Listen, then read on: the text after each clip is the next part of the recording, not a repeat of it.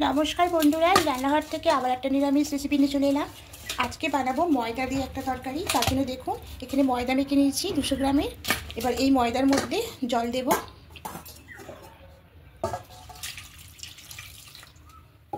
এবার জল দিয়ে ময়দাকে খুব ভালো করে ধুতে হবে। এইভাবে একটু চটকে ধুতে হবে। দেখুন কত সাদা মানে জলটা বের হচ্ছে। এবার এই জলটাকে ফেলে দেব। আবার জল নেব। এইভাবে করে ধুতে থাকবো যতক্ষণ না জলের রংটা সাদা হচ্ছে, ততক্ষণ এইভাবে করে ধুতেই যাব। দেখুন ধুয়ে এরকম হয়ে গেছে, জলটা পুরো পরিষ্কার হয়ে গেছে। আমি এখানে 200 গ্রাম ময়দাতে দেখুন এত কম হয়েছে।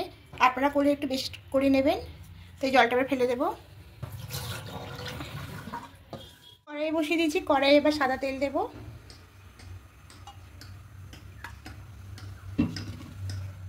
প্রথমে আলুগুলো দেব।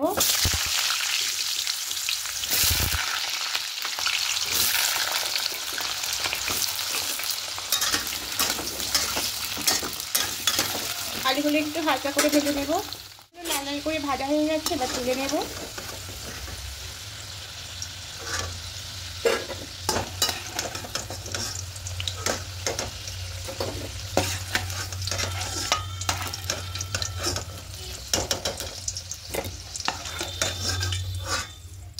এবার এই তেলের মধ্যে ময়দাগুলোকে ভেজে নেব। দেখুন এইভাবে দেব।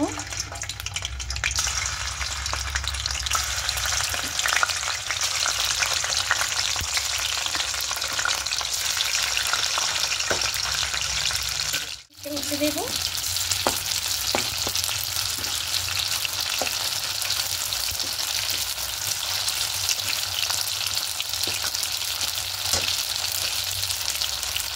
এই পিঠটাও ভেজে নেব। দেখুন ভাজা হয়ে গেছে, এগুলো তুলে নেব।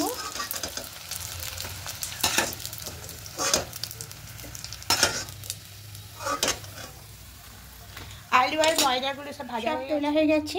এবার এই তেলের মধ্যেই দেব কিছুটা চিনি।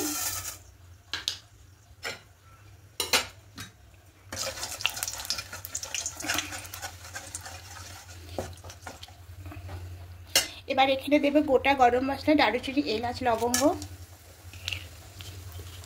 সামান্য একটু হিং দেব।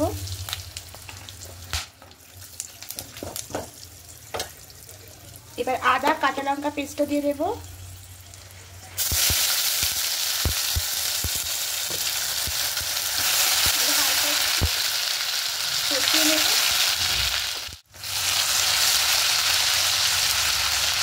এবার এখানে বাকি গুঁড়ো মশলাগুলো দিয়ে দেবো। ধনে গুঁড়ো, জিরে গুঁড়ো, হলুদ গুঁড়ো আর কাশ্মীরি লঙ্কার গুঁড়ো।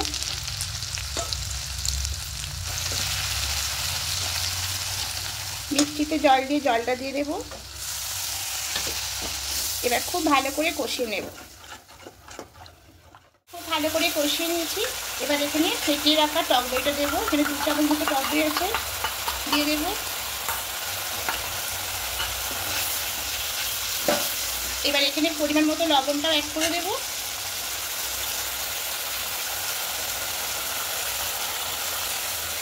খুব ভালো করে একটু কষিয়ে নেব। কষিয়ে নিয়ে দেখুন মশলা থেকে তেল ছাড়তে শুরু করে দিয়েছি। এবার এখানে ভেজে রাখা আলুগুলো দিয়ে দেবো।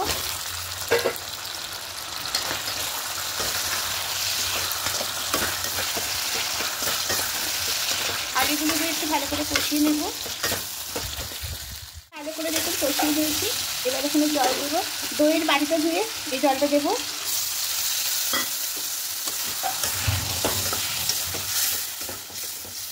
এবার পরিমাণ মতো জল দেবো।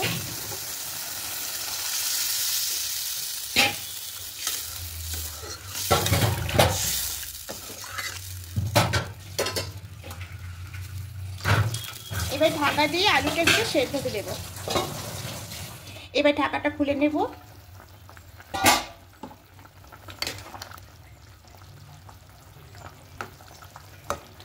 আলুগুলো তো বেশি করে ভাজা হয়ে গেছে, তাই বেশি লাগবে না, হাফ সেদ্ধ হয়ে গেছে। এবার এখানে ময়দাগুলো দিয়ে দেব, ময়দার বড়াগুলো।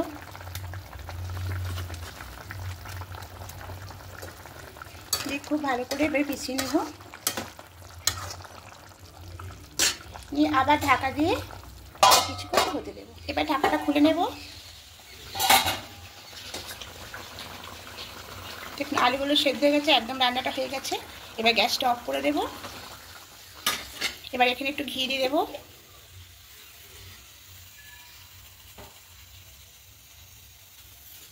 খুব ভালো করে মিশিয়ে নেব। তা দেখুন বন্ধুরা, ময়দার তরকারিটা একদম রেডি হয়ে গেছে। মায়াপুরের বিখ্যাত ময়দার তরকারি, তো এভাবেই করে। এবার একটা বাটির মধ্যে সার্ভ করে নেব। তা বন্ধুরা, যদি ভালো লেগে থাকে অবশ্যই কমেন্টে জানাবেন। আর নতুন বন্ধুরা যারা দেখছেন অবশ্যই সাবস্ক্রাইব করে পাশে থাকবেন। আর যারা ফেসবুক আর ইনস্টাগ্রাম থেকে দেখবেন অবশ্যই ফলো করে দেবেন। আর ইউটিউবের চ্যানেলে আমার লিঙ্কটা দেওয়া আছে, একবার অবশ্যই বানিয়ে দেখবেন। নিরামিষ দিনে খেতে খুব ভালো লাগে। আর দেখুন কত সুন্দর হয়েছে। আমি একটা দেখাচ্ছি, দেখুন কত সুন্দর হয়েছে।